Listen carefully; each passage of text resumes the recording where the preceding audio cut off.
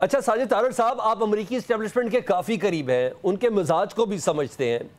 इनके मिजाज को समझते हुए सिर्फ ये बताइएगा कि फील्ड मार्शल साहब की अमेरिका में होने वाली मुलाकातों के अलावा ब्रसल्स में होने वाली तकरीब में भी आप मौजूद थे।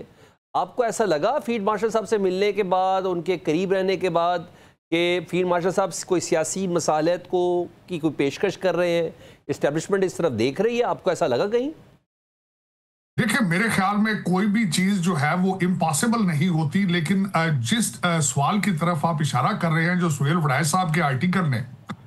एक कंफ्यूजन सा क्रिएट किया है, मैं वो उसके बारे में बोलना चाहूंगा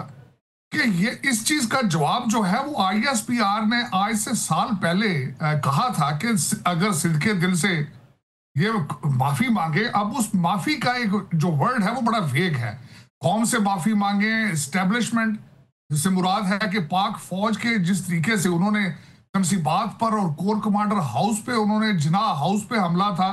कौम से माफी मांगे, फौज से माफी मांगे, कैसी माफी मांगे, सिद्के दिल से माफी होगी या नहीं होगी,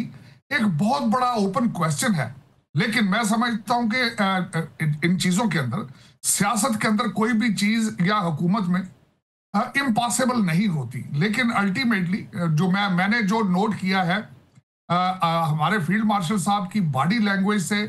कि दो तीन चीजों के बारे में बहुत जज्बाती है, जिसमें एक पाकिस्तान का डिफेंस है, इकॉनमी है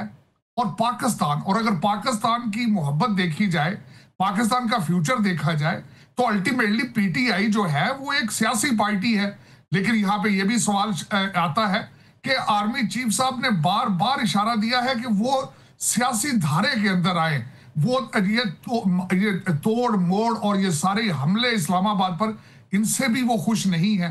तो मेरे ख्याल में अगर देखा जाए तो वो पाकिस्तान का मुस्तकबिल अच्छा देखना चाहते हैं, पाकिस्तान को तरक्की करना देखना चाहते हैं। और अगर PTI इस चीज के इसमें शामिल होती है दूसरी सियासी पार्टियों के साथ, तो मेरे ख्याल में आर्मी चीफ साहब को कोई एतराज नहीं होगा। अच्छा ठीक है, हम भी ये देख रहे हैं ना कि एक कॉन्टीन्यूटी आ गई। आमतौर पर सुहेल वड़ैच साहब की प्रैक्टिस नहीं है कि हफ्ता, इतवार, पीर, आज भी उनका एक अदद कॉलम छपा,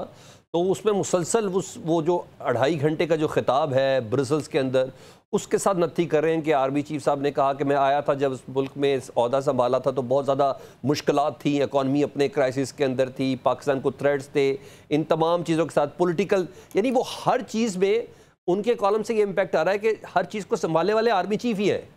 यानी ये चीज़ आ रही है। मैं ये पूछना चाह रहा था कि जब आप खुद भी उस सेटिंग के अंदर, आप ना सिर्फ आप अमेरिका में के अंदर भी उसमें मौजूद थे, लेकिन इस सेटिंग के अंदर भी कहीं आपको ऐसा इम्पैक्ट हुआ कि आर्मी चीफ ने पर्टिकुलर इमरान खान साहब के लिए, पाकिस्तान तहरीक इंसाफ के लिए कुछ सियासी गुफ्तगू की हो कि माफ़ी मांगें,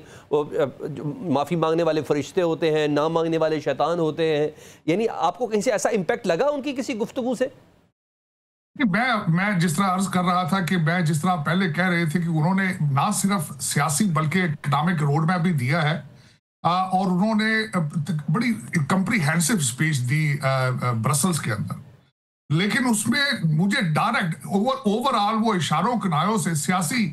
पाकिस्तान की सियासी लीडरशिप, बल्कि टेम्पा के अंदर भी मैं मौजूद था, और उन्होंने वहां पे भी सियासतदानों के, ना सिर्फ पाकिस्तान बल्कि पूरी दुनिया के आपके इस खित्ते के बारे में, उन्होंने कंट्रोल्ड डेमोक्रेसी के बारे में बात की, उन्होंने सियासतदानों के किरदार के बारे में बात की। उन्होंने कहा कि मोदी भी सियासतदान है और नेतन्याहू भी सियासतदान है,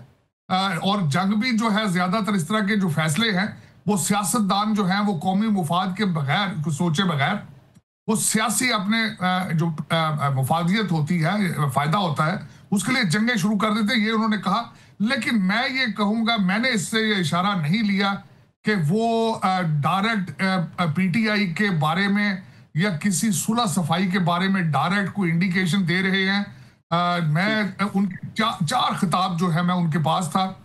उन्होंने बिल्कुल पाकिस्तान, ये जरूर उन्होंने कहा कि जब वो आए उन्हें एक आईनी जो था, कॉन्स्टिट्यूशनल इशू था, लॉ एंड ऑर्डर के हालात खराब थे, बल्कि उन्होंने कहा, मैं इस पे जरूर एक ऐड करना चाहूंगा कि मौशियत के बारे में उन्होंने ये जरूर कहा है कि डॉलर को हमने कंट्रोल किया, और इसमें आपने देखा होगा कि वाकई ही जो है एस्टेब्लिशमेंट का इसमें एक बहुत बड़ा रोल है कि किस तरीके से आज डॉलर के अंडर कंट्रोल है।